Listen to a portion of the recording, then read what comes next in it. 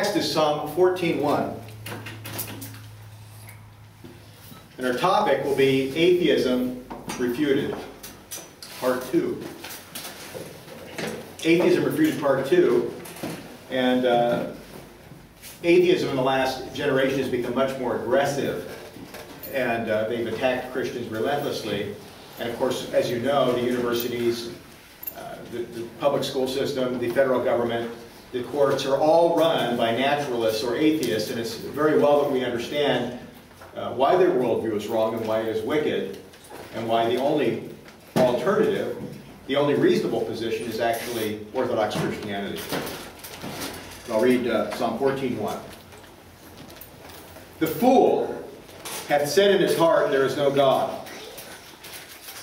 They are corrupt. They have done abominable works. There is none that doeth good. And it goes on to describe man's wickedness.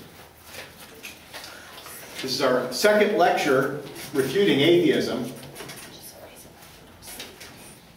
In our first lecture, we looked at some of the more common arguments, some of the common arguments that are found in virtually all pro-atheistic books. And there's a whole bunch of books that are being published year after year, and virtually all of them are bestsellers. People love to be confirmed in their unbelief, so they look for apologists for unbelief, and that's what atheism, these books have done. We saw how biblical Christianity is lumped together with all religions in these books, and we discussed why such procedure is wrong and unsupportable. Biblical Christianity is unique and different. We look at their arguments that religion and Christianity is responsible for all sorts of problems and most of the evils of this world. And we refuted it by noting A, making a distinction between biblical Christianity and the many perversions of biblical Christianity, such as Roman Catholicism, by noting also that many Christians do things that are inconsistent with the Word of God. Christians still commit sins. King David was a righteous man, but King David in his life did commit adultery, and then he committed murder to cover that up. So we're not saying that Christians are infallible, we're not saying that Christians are sinless, Christians are sinners, but they are saved by grace. They do make mistakes.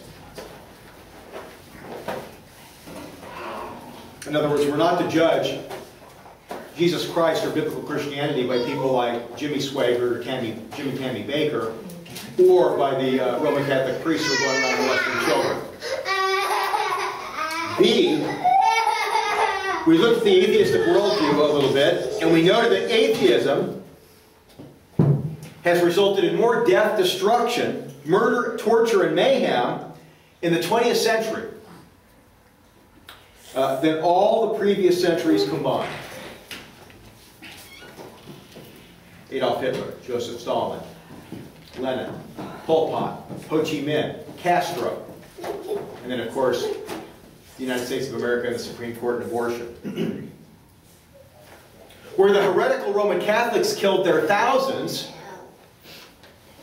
the atheistic, secular, humanistic leaders of the 20th century, the men I've just mentioned, have murdered millions upon millions of people. And the slaughter continues to this very day. It continues as we speak in the United States of America and in Europe, Russia, Canada, Britain, China, Australia, etc. As millions of unborn babies are slaughtered by abortion because to allow them to live would be an inconvenience to the mothers. It would be easy to give birth and put them up for adoption. It would be easy to give birth and perhaps hand them off to a better off family member, but no, they have to be butchered. For they don't want to be inconvenienced or embarrassed by having a baby. These human beings have committed no crime. They are innocent before the law, but because they are helpless, they can be chopped into pieces and thrown into a dumpster like trash. That is the result of the atheistic, the naturalistic, the secular humanistic worldview. It's the logical outcome. So when you ever look at a dumpster and you see little babies' feet and little babies' hands and arms and heads and torsos, you know why they are there. It's not biblical Christianity. It's not Jesus Christ. It's not the God of the Bible. It's atheism. It's naturalism. This continuing holocaust is the fruit of an atheistic worldview. It is based on ethical relativism, or the idea that right and wrong can be determined in an autonomous manner. Now, autonomy refers to being a law unto oneself. One's thinking is said to be independent of any outside authority, including God's authority, including God's revealed moral law. Autonomous reasoning regards itself philosophically as the final point of reference and interpretation, the ultimate court of intellectual appeal. It assumes that man must be self-governing, self-determining, and self-directing in all things. Now, the problem with this view is manifold. We touched upon this last time, but just briefly. A, in a chance universe, now remember, they teach that everything arose by chance.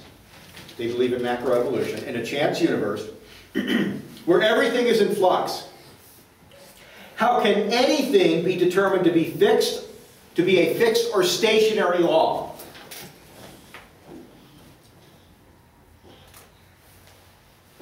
It cannot.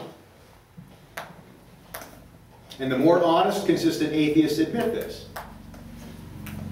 And they would say, yeah, well, I am a nihilist, or I do believe that you cannot condemn anything with my worldview. Some people are consistent. And then B, without stationary fixed laws, the most the atheist can do is argue that morals are relative, evolving, and changing. And that's actually what's taught today. Ethics are only based on man's opinion and authority, and thus, any intelligent, any consistent atheist would think that there is no real reason to live an ethical life other than to avoid going to prison or avoid getting into trouble. They can offer pragmatic reasons why not to live that sort of life, but they cannot give any ethical absolutes. There's nothing to hang on to. This philosophy, of course, has led to a very high adultery rate in our society, extremely high divorce rate, around 50%, a great rise in sexual immorality and sexually transmitted diseases. There's an epidemic of that today, and all sorts of things. Great prison populations. It has greatly increased the overall crime rate in the United States of America because it has led to the breakup of the family, and it has led to people are not stupid. If we evolved from pond slime and the ethics are something that man makes up, why not? Why not? There's no real reason not to lie or to cheat or to steal. And then C, since ethics are something men determines and can be changed over time, then men are essentially left with an exceptionally dangerous form of statism. And we see this all over the world. Morality is either based on majority vote. In fact, California, they had a vote. Should we allow homosexual marriage? Well, it's not up to man to decide whether that is ethical. God has decided, God has revealed His will to mankind, and we are to submit to the authority of God. But instead, majority vote. So if the majority had voted in favor of that, then in California that would be considered ethical and virtuous and good.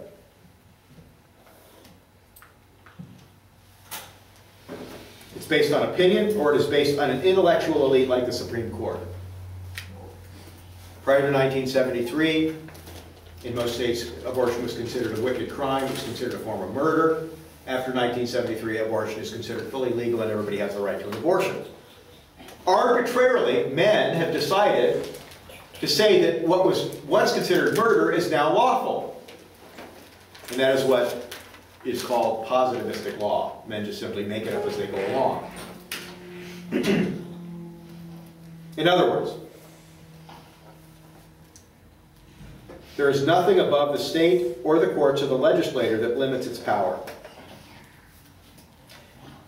The result is that the state enforces an arbitrary moral standard on the population that is purely immanent and made up solely by men. It's a recipe for statism, oppression, and a loss of liberty. Consequently, the rule of law, which is the foundation of Western civilization, is dead. Power flows out of the barrel of the gun. You obey simply because of coercion, not because of inner self-government, not because you believe you're accountable to an all-powerful God. Truth is then rejected for propaganda and control. And then D. We also pointed out that the atheist criticisms of Christianity, being unethical and troublesome, are inconsistent with their own system, which holds to ethical relativism, evolving ethics, community standards, and situation ethics. Now, if you accept evolutionary theory, and the idea that ethics are purely autonomous determinations of man's mind, then who is to say that the Crusaders in the Middle Ages were wrong? Or who is to say the burning of witches was wrong? And so on. For that is what the majority of those people at that time believed was the truth, and that was their community standard. See how they're being inconsistent and irrational. The atheist, according to his own system, is guilty of imposing his modern autonomous reasoning, his modern evolving changing concept of ethics on an ancient culture, which, according to their own presupposition, would be atheistic imperialism. It would be an imperialism of their modern ethic, their modern standard on an ancient culture. You see, the inconsistency.